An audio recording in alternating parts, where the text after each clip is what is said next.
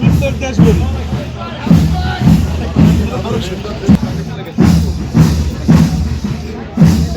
দুইজনের কেমন দাঁড়াই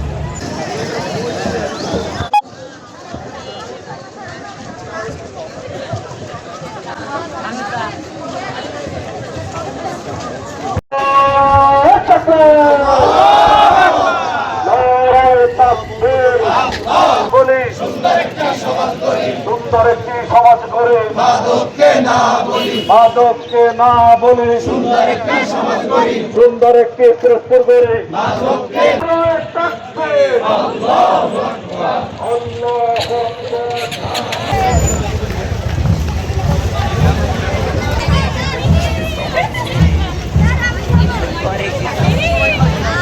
সালের ডিসেম্বর অনুষ্ঠিত জাতিসংঘের 42তম সাধারণ সভা সর্বসম্মতিক্রমে উচ্চশিক্ষা প্রতিষ্ঠান ঢাকা মেডিকেল বুয়েট উচ্চশিক্ষা প্রতিষ্ঠানে তারা ভর্তি হতে পারবে না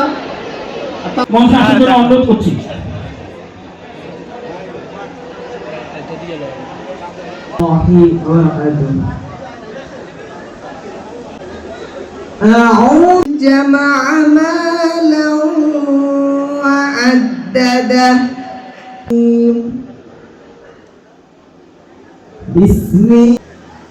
ويل لكل همزة عظيم. السلام عليكم.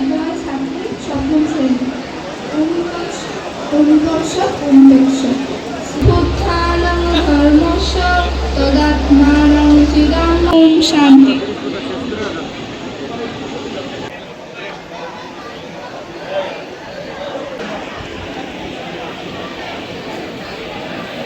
দিবস 2026 উদযাপন উপলক্ষে আয়োজিত জনাব আহমদ সোহেল মঞ্জুর এমপি আলমগীর হোসেন প্রশাসক জেলা পরিষদ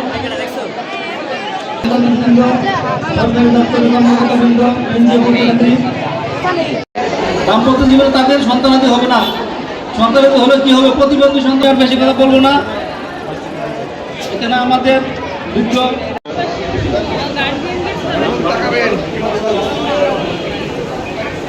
মাদ্রাসার 10ম শ্রেণীর শিক্ষার্থী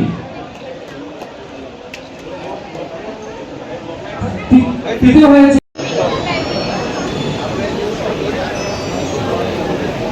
সরকারের কথা, আমাদের দলের কথা এবং বাংলাদেশের কথা যে আমরা মাদককে না বলবো এবং আমাদের দল ক্ষমতায় আসার মাত্রই আমাদের মাননীয় প্রধানমন্ত্রী এই মাদকের বিরুদ্ধে শুধু না আমাদের এখানে সন্ত্রাস বলেন, চাঁদাবাজি বলেন, দুর্নীতির বিরুদ্ধে জিরো টলারেন্স ঘোষণা দিয়েছে, সেটা আপনারা সবাই অবগত আছেন। এবং শুধু ঘোষণা দিয়ে আমাদের সরকার বসে নেই, আমরা ইতিমধ্যে এই ব্যাপারে যারা জড়িত আছেন তাদের বিরুদ্ধে আইনানুগ ব্যবস্থা নেওয়া হয়েছে। এবং যেই ব্যক্তি যে দলেরই হোক না কেন আপনারা তাকে কোনো ছাড় দিবেন না, এই ব্যাপারে আমাদের দলেরও সিদ্ধান্ত আছে। আমাদের দলের যদি কেউ হয়ে থাকে কোনো ছাড় নাই। এখানে আমরা সবাইকে একসাথে দেখব এবং মাদকে যারা জড়িত যারা আছেন তাদেরকে আজকে এই অনুষ্ঠানের মাধ্যমে আমরা শেষবারের মতো আমরা তাদেরকে ওয়ার্নিং দিয়ে যাচ্ছি যে আপনারা যারা এখনো এই ধরনের ব্যবসায় নিয়োজিত আছেন তাদেরকে সাবধান করে দিচ্ছি, আপনারা এই ধরনের কার্যক্রম বন্ধ করুন। এই ধারা আমাদেরকে অব্যাহত রাখতে হবে। আমাদের এখানে দুজন মাননীয় সংসদ সদস্য মহোদয় আছেন, আপনাদেরকে অবগত করে আমরা পথ চলতে চাই। আমরা ইতিমধ্যে মাদকের বিরুদ্ধে সামাজিক আন্দোলন কিভাবে জোরদার করা যায়, পাড়া মহল্লা কিভাবে সামাজিক প্রতিরোধ গড়ে তোলা যায়, মাদকের বিরুদ্ধে কিভাবে ঐক্যমত্য প্রতিষ্ঠা করা যায়, মাদকের বিরুদ্ধে কিভাবে একতা সৃষ্টি করা যায়, সে লক্ষ্যে আমরা ধারাবাহিক বৈঠক করে যাচ্ছি। অসংখ্য মাদক বিরোধী সভা সমাবেশ র্যালিতে অংশগ্রহণ করেছে, কিন্তু আজকের মতো এত সুন্দর একটি অনুষ্ঠান এর আগে কখনো হয়নি, এত মানুষের উপস্থিত হয়নি। পিরোজপুরের জনগণ আজকে যেভাবে উজ্জীবিত হয়েছে, আমি মনে করি পিরোজপুর থেকে মাদক নির্মূলের জিহাদ আজকেই সূচনা হয়ে গেল।